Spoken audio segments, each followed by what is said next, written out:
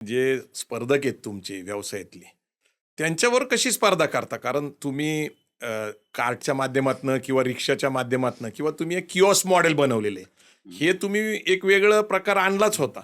पण तुम्ही आता मला असं कळतं, की तुम्ही फ्रिज पण बरेच वाटलेत वेगवेगळ्या दुकानांमध्ये. मग ते किती फ्रिज वाटलेत आतापर्यंत? हे जवळजवळ 300 फ्रीज आहेत. बरं. हे आमचं फ्रँचायझी मॉडेलच आहे. ओके. कारण बऱ्याचदा की आपण जेव्हा हॉटेलमध्ये जातो ना जेवायला, तर डेझर्ट खावंच लागतं. अच्छा. मग तो तिथंच खातो. मग तो कस्टमर आमच्यापर्यंत यायचा तर कट होत होता. बरोबर, कारण तो बरोबर. तिथंच खाऊन बाहेर पडायचा. अच्छा. मग लक्षात आलं की आपण तिथंच कुल्फी ठेवली पाहिजे. अच्छा. म्हणजे व्यवसाय करताना तुम्हाला अपडेट होणं किंवा मार्केटचा अभ्यास सतत करणं हे गरजेचं असतं. बरोबर. ह्या अनुभवानुसार त्या मॉडेल्समध्ये बदल होत गेले. म्हणजे आत्ता तर एवढा मोठा बदल आहे, मी कुल्फीची उंची जी वाढवली ती साधारणपणे लाडाची कुल्फीनीच वाढवली, ह्याच ब्रँडने अच्छा. वाढवली. आता आम्ही वेंडिंग मशीनमध्ये आलो आता. Vending machine? Vending machine. म्हणजे ते आता एअरपोर्टवर, Yes. मेट्रो स्टेशन, रेल्वे स्टेशनवर असतात त्या? हो, हा नवीनच प्रयोग दिसतोय भारतामध्ये. भारतातील ही पहिली वेंडिंग मशीन आहे. अच्छा. कुल्फीची वेंडिंग कुल्फीची. मशीन आहेत, आता. पण कुल्फीची वेंडिंग मशीन करणारा पहिला ब्रँड लाडाची कुल्फी.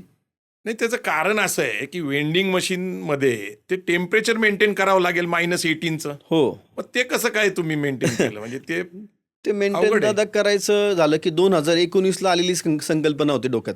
वेंडिंग मशीनची. 2019ला. बरं. आणि मी एका कंपनीला काम दिलं की मला अशी मशीन पाहिजे की मला स्टाफ नाही लागला पाहिजे, जस्ट स्कॅन केले की कुल्फी आली पाहिजे. अच्छा.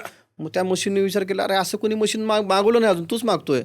म्हटलं मला द्या. मग ते गेल्या वर्षी म्हणजे आता जानेवारी जस्ट गेल्या वर्षी त्यांचं फायनल झालं आणि -डिग्री ज्यांनी मशीन बनवली. आणि आज पुणे मेट्रो स्टेशनवरती ज्या मशीन्स आहेत वेंडिंग मशीन कुल्फीच्या, त्या सर्व लाडाच्या कुल्फीच्या आहेत. अरे वा. म्हणजे तुम्ही आधुनिक काळामध्ये आपला व्यवसाय वृद्धांगित करण्यासाठी एक वेगवेगळे प्रयोग करत आला. म्हणजे परत परत आपल्याला सांगता येईल की एक रिक्षा कार्टपासनं किओस्क ते स्पेशल तुमची दुकानं सगळ्या ठिकाणी, ते फार वेंडिंग मशीनपर्यंत. पण हा कुल्फीचा इतिहास तुम्हाला नक्की माहिती आहे का? कशी सुरू झाली कुल्फी? कारण कुल्फीचा इतिहास आहे भारताशी जोडलेला. कारण कुल्फी ही आपलं पारंपरिक आईस्क्रीम आहे. पारंपरिक आईस्क्रीम आहे. आणि नेमका याचा इतिहास काय आहे? कुल्फी आपल्याला कधी कुठल्या शतकामध्ये दिसती पहिल्यांदा? कुल्फीचा इतिहास असा आहे की कुल्फी ही सर्वात पहिली 16व्या शतकात पहिली पेपरवरती लिहिली गेली. अच्छा. आईने अकबरी नावाचा एक ग्रंथ आहे, बरं. तो अकबराने लिहिला. अकबर एकदम खादाडा होता. बरं. तो जिथं जिथं जाईल, तर म्हणतो ना आपण एक SOP करतो की ओके. एखादी किंवा तो कुठेही जरी गेला तर तो बुक असायचा आणि त्याच पद्धतीनं बनवा, बरं. म्हणजे ती टेस्ट मेंटेन राहील. त्यासाठी तिने रेसिपी लिहिली ती. म्हणजे आजही कोणाला जर बिर्याणी करायची असेल तर तिने आईने अकबरीचा ग्रंथ घ्यावा अच्छा. आणि त्यात बिर्याणीची रेसिपी बघा, तशी बिर्याणीची रेसिपी तुम्ही करावी. अरे वा. एवढं खूप रेसिपी त्यात. तर त्यातली ती वाचण्यात आलं. आणि अकबराच्या काळात कुल्फी कोणाला दिली जायची माहिती का दादा? बरोबर. फक्त VVIP लोकांनाच द्यायची. प्रतिष्ठित लोकांना, नामवंत लोकांना, सरदारांना. सरदारांना पण नाही दादा, खूप वरचा म्हणजे बरं. त्या लेवलचा राजाच्या कॅटेगरीचा जर माणूस असेल तरच त्याला कुल्फी दिली जात होती अकबराच्या काळात. असा हा सर्व कुल्फीचा एक इतिहास आहे. म्हणजे 16व्या शतकामध्ये पहिल्यांदा कुल्फीच्या बाबतीत नोंद सापडते. कदाचित त्याच्यापूर्वी असेलही सुद्धा सांगता येत नाही. पण कुल्फी जी आईस्क्रीम आहे ही आपली पारंपरिक आईस्क्रीम आहे. आणि दॅट इज व्हेरी ब्युटिफुल. म्हणजे खरं सांगायचं म्हणजे आपल्याकडे आता तुम्ही अनेक प्रकारचे आईस्क्रीम बनवता.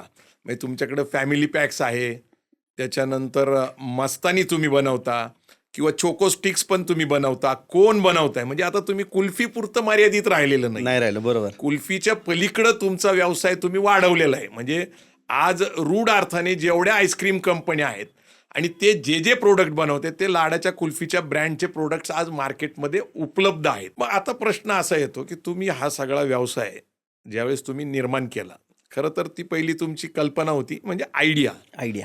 ती तुम्ही संधी शोधली. अर्थात आईस्क्रीम कंपन्या खूप मोठ्या आहेत. मी आता प्रत्येक ब्रँडचं नाव घेऊ शकतो.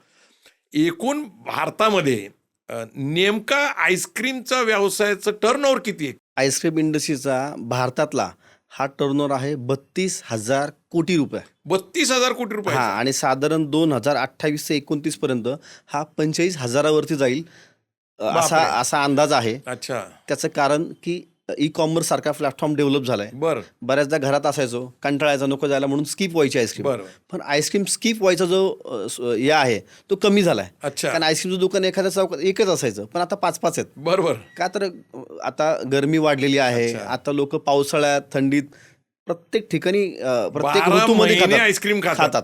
म्हणजे थंडी पावसाळ्याचं काही कारण नसतं. आता लोक ते पचवतायत व्यवस्थित. आणि ग्लोबल वॉर्मिंगचं पण तुम्ही सांगत होता. आहे ना, ग्लोबल वॉर्मिंगमुळे पण बिझनेस वाढतोय. ह्या इंडस्ट्रीला दरवर्षी 15 ते 20% ग्रोथ आहे. अच्छा.